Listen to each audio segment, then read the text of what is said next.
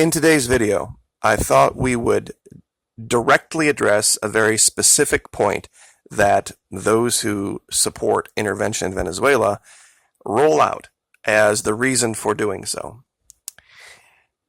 They make this allegation about expropriation of assets. Big oil and other big multinational corporations, primarily U.S. corporations, had gone into Venezuela and bought up vast swaths of land and basically taken the resources of Venezuela and converted it into cash and put it in U.S. bank accounts. And they were hiding behind different schemes to maintain control of the country. One of them was, for all of the protestations of our government, they were fighting the idea of diversification of the economy. Because they owned so much land, they owned so much of the productive capability of that country, there was really no way for the people to do anything other than what these big multinationals had set for them to do. And that's why for many, many, many years, prior to the arrival of Hugo Chavez, the country had an 85% poverty rate. And there were these tiny group of people at the top controlling everything, just like here. And those were the only pictures of that 15% that people in North America got to see. Unless, of course, there was some kind of an attack or there was some kind of social uprising. And then, of course, they cherry-picked different images to make you believe that the groups that wanted to take control of Venezuela again were just a bunch of terrorist thugs. Now, I'm sure that doesn't surprise a lot of my audience. What we're going to do today that's a little bit different is the first place we're going to go is Telesur. Now, it's not about the articles here. The reason I brought this up is most of the time when I use Telesur, and it's a Venezuelan government website, I have already closed out all of the ads just so there's no distraction. But in today's video, I thought I would leave them all up to show you that it's not the idea of business for profit that socialists have a problem with. It's the idea of big, huge foreign corporations coming in, taking advantage of public asset to enrich the few. Now, real quick, we have a t-shirt advertisement over here. We have the South American Banco de Alba advertising up here, 23andMe down here, a shoe advertisement here, AAA here, and Game of Thrones over there. It's not something that business is antithetical to socialism. It's when big business decides to use their privileges to start to coordinate and control the marketplace in a way that precludes other competition.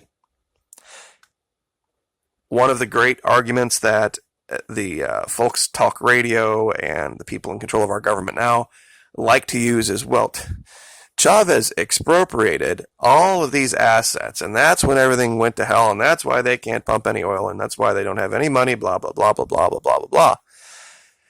As if the idea of expropriation doesn't exist in this country. Now, you just know it by a different name. And you know it in a different paradigm. What Chavez did was take the money and the assets out of the hand of big corporations and gave it back to the people. When you're talking about the farmland, for sure. The big oil, they were, of course, still controlled by PDVSA, but PDVSA, the state-run oil company, had been infiltrated by a lot of corruption, and that's why there were mass firings and the military was put in charge.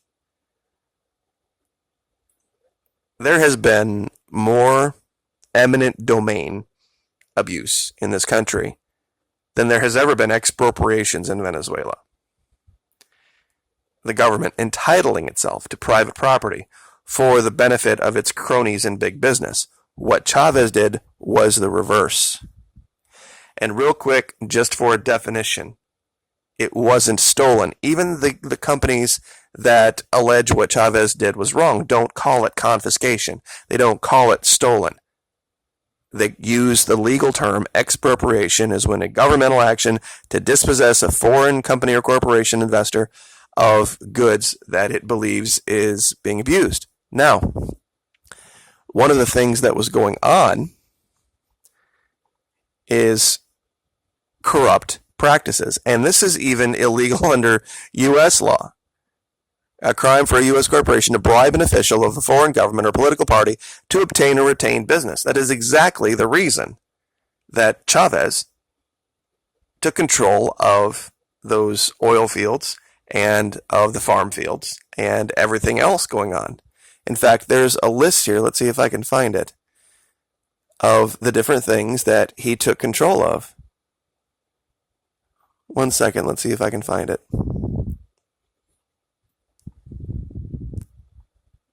Here we go.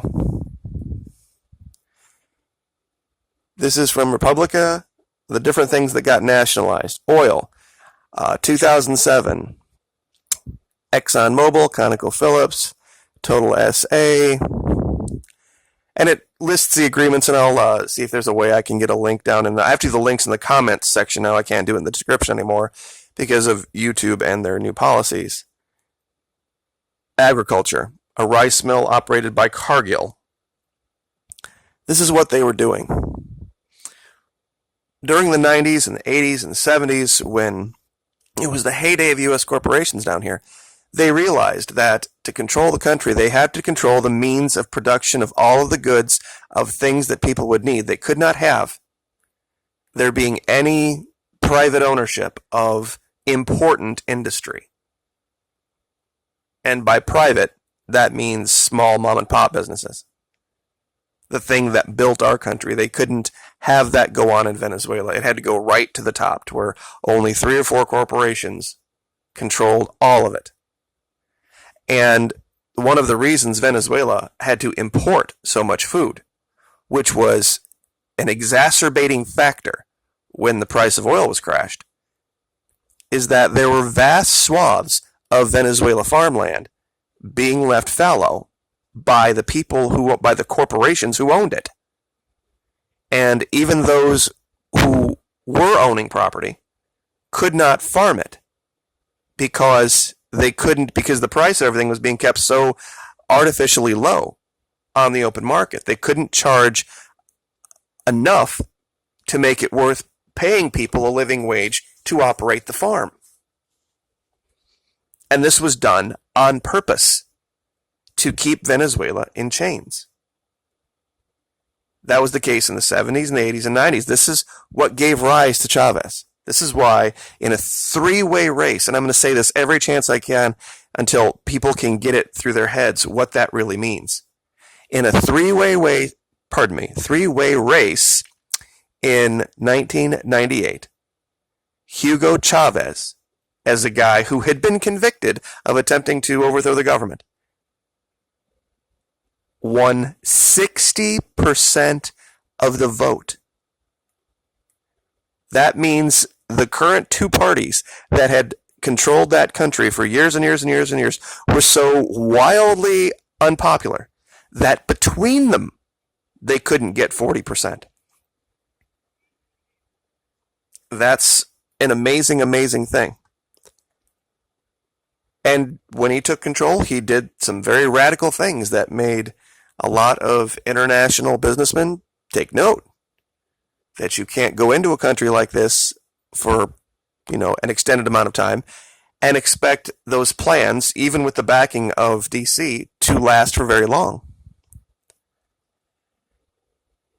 This is the story of Venezuela. We have, quote unquote, expropriation here. It's just called eminent domain. We have had so many people lose their homes to our government and have their land be handed over to Costco, their land be handed over to Walmart, or just held on to by the government for their own reasons or their own purposes. We have expropriation here, and we have put it into practice. We just call it something very different. So this whole argument, this whole idea of socialism is dying and there'll never be socialism in this government is horse shit. Coming out of DC, the leadership, current leadership in DC. It is a part of our government that goes on every single day, especially west of the Mississippi. I probably should have brought up a map, but I guarantee you there is more land west of the Mississippi that has been eminent domained or expropriated by DC than probably would be in the entire country of Venezuela. We see this all the time. They don't do it for the benefit of the public. That's supposed to be the idea behind eminent domain. But it says here, the right of government to acquire private property for public use. The 5th and 14th Amendment requires government to provide just compensation. And guess who decides what just is? That's right, the government. Just like what happened in Venezuela. Except the difference is, the leader of Venezuela took property from big business, businesses that weren't even Venezuelan businesses, they were U.S. businesses, and handed that back to the people of the country. Here, it's the other way around. They take property out of the hands of people like you and me, and they hand it to the big corporations, some of them not even owned in the United States. So, we'll leave it there. But do understand that there is a very strange paradigm going on where our current government wants you to believe something that is absolutely and totally, completely false about the situation in Venezuela.